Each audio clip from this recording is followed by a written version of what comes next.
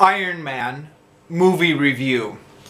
So this is one of my scripted movie review series in which I go through an old blog post that I wrote years ago and just make a YouTube video out of one of my old reviews. I mention that explicitly in this case because 10 years ago, when this movie first came out, I think our perception of it is a lot different than it is now. Of course, now that the Marvel Cinematic Universe has become all this, we kind of look back at the movie that started it all and kind of, I don't know, analyze what was there at the beginning that would later turn into all this different kind of stuff. But when this movie first came out, I think we just judged it as just another superhero movie, or at least I did. There were some rumors about kind of stuff that was planned, and the Incredible Hulk movie had a loose connection with this, but it was all very loose, and at least my memory of this is that nobody, and by nobody I mean no normal people, people in the studio might have been different, but kind of like no normal moviegoers had any inclination that the Marvel Cinematic Universe would be as big and as epic and as grand as it is. Oh, by the way, sorry, I should have said this right at the beginning of the video. I'm going to go off on a few digressions on this one. If you don't like that, fair warning now. The first digression, I guess, is talk about the Iron Man comic book character. Now, when I was a comic book geek in the 90s, I was mostly a DC Comics fan. I don't know nearly as much about the Marvel characters as I know about the DC Comics, but I did stumble across, at one point, the Essential Iron Man book. So you know those Marvel Essential series? When Marvel goes back and takes like the first, like 20 or 40, or I don't know how many issues, and puts it all in one binding, and there's like Essential 1 and Essential 2 and Essential 3, and they print them in black and white to make them cheaper, but they're a complete collection of all the old comics. So this is just the best idea ever as far as I'm concerned. For a comic book geek to go through and be able to read through like the entire run of the early Iron Man or the early Spider-Man. Now, that's another point I should mention is Iron Man now is like the biggest star in the Marvel Cinematic Universe.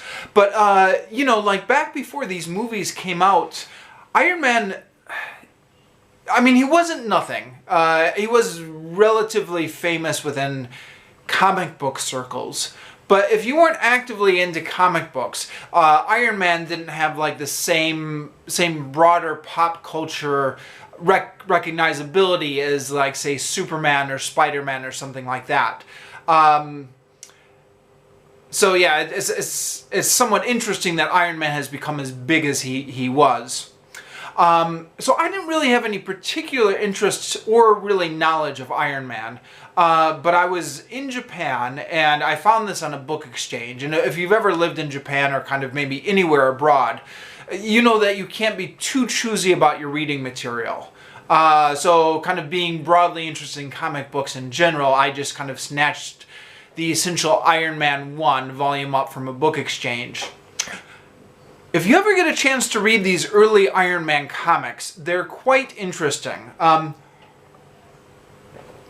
Excuse me. They start back in 1963, and boy, they are very products of their time.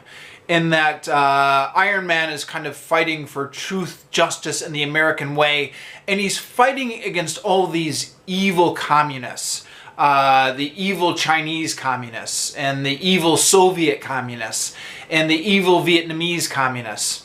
And the communists are always kind of portrayed in terms of pure evil, like, pure comic book villain evil. And in one sense, it's kind of cute. Like I love old cheesy pop culture. You know, I love old comic books. I love the old spy movies. I love all old cartoons. And these kind of cheesy throwbacks, well, it's not even a throwback, these kind of cheesy elements of a bygone era, I just find endlessly fascinating. So it is really fun to look at this and say, you know, you crazy 60s people during the Cold War, you know, like the Rocky and Bullwinkle cartoons when they're always fighting against those Russian spies, Boris and Natasha, or, you know, the James Bonds and stuff like that.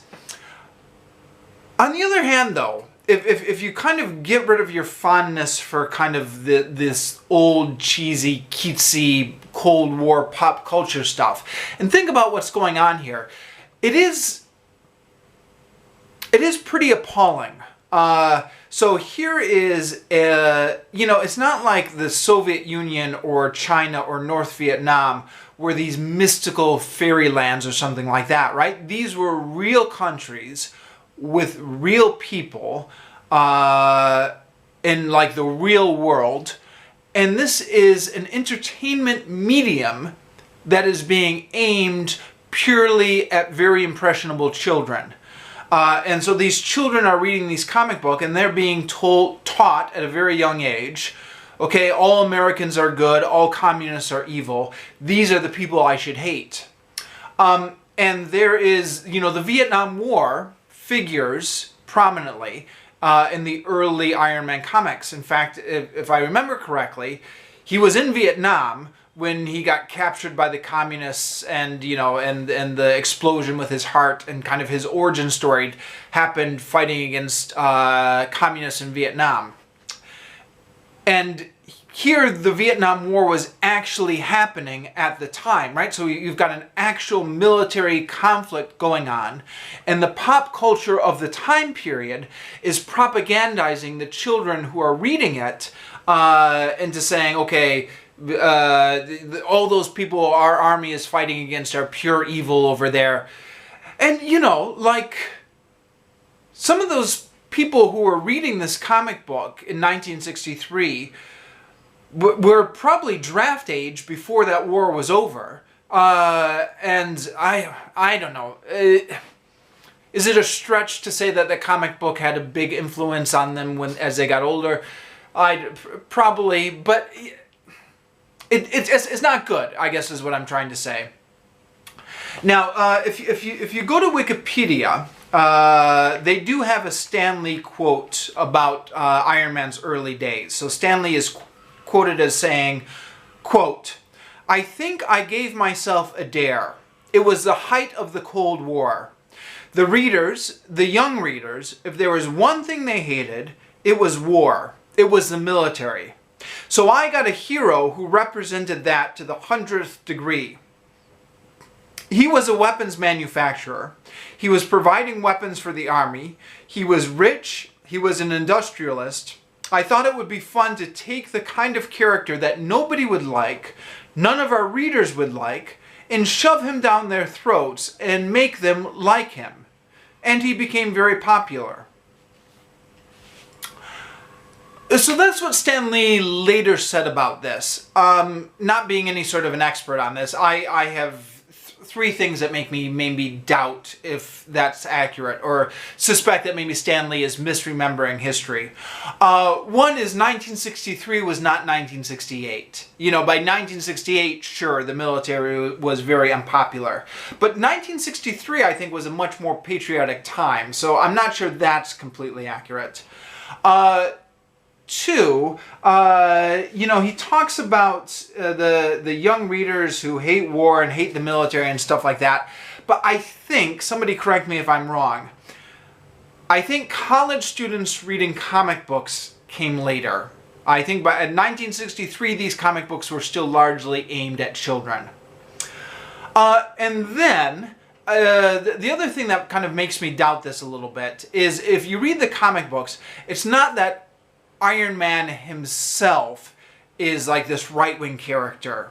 It's like the whole comic book is right-wing. You know, like the whole world of the comic book is representing this propagandized world in which all the Soviets are always bad guys, all the communists are always bad guys, and all the Americans are the good guys. And you know, in the comic book, they even have this character called the Mandarin, who I believe is supposed to be essentially just Fu Manchu.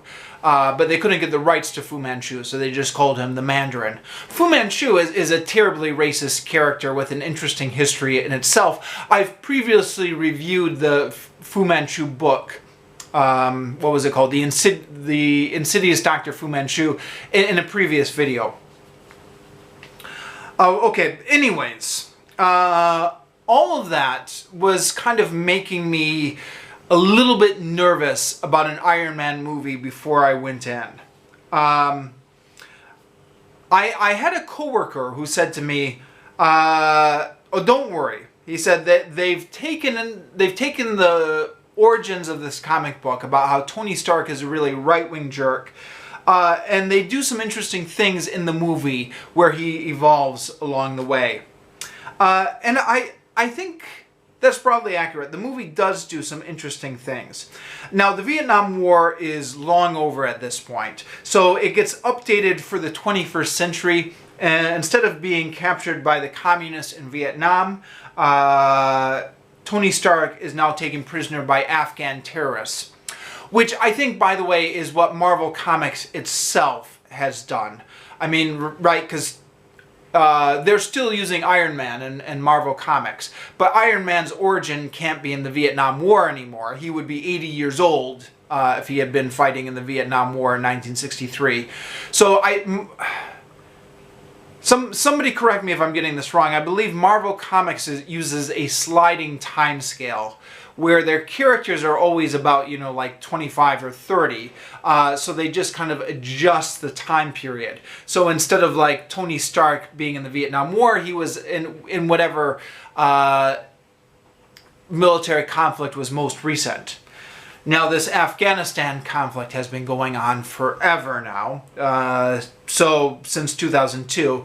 So this Afghanistan conflict they could use it in 2008. They could just as easily use it nowadays, and it would still be current. So yeah, it's in Afghanistan. The movie does try and keep current politics somewhat at arm's length. The terrorists in the movie are never identified. They're never called like the Taliban or Al-Qaeda. They're just the usual generic bad guys. The movie does build in a bit of character development as Tony Stark starts off as an amoral weapons manufacturer and distributor, but then he learns the error of his ways once he sees that the enemy can use his weapon against the U.S. troops. He never actually comes to see like the enemy as like people or anything like that. So it's not exactly like a deep political critique, but you know, it's a comic book movie after all. It's good enough for its genre. Now, the beginnings of this movie especially, well, really the whole movie, I guess, but the beginning especially does strain credulity. I mean, what is this device really that Tony Stark has invented to keep the shrapnel from going into his heart? How does he design this whole suit of armor right under the noses of his captors? I mean, in later Iron Man movies, when he's got all of Tony Stark Industries at his disposal, it's still kind of unrealistic, but you go along with it because you just assume they've got all this magical technology. And the first one, the fact that he's designing all of this in captivity strikes me as a stretch. Now, this is the exact same plot line that they inherited from the original comic book. But, you know, when you're reading a comic book, your bar for believability is lower because it's a comic book, it's a cartoon, especially back in 1963 when these comic books were aimed at children.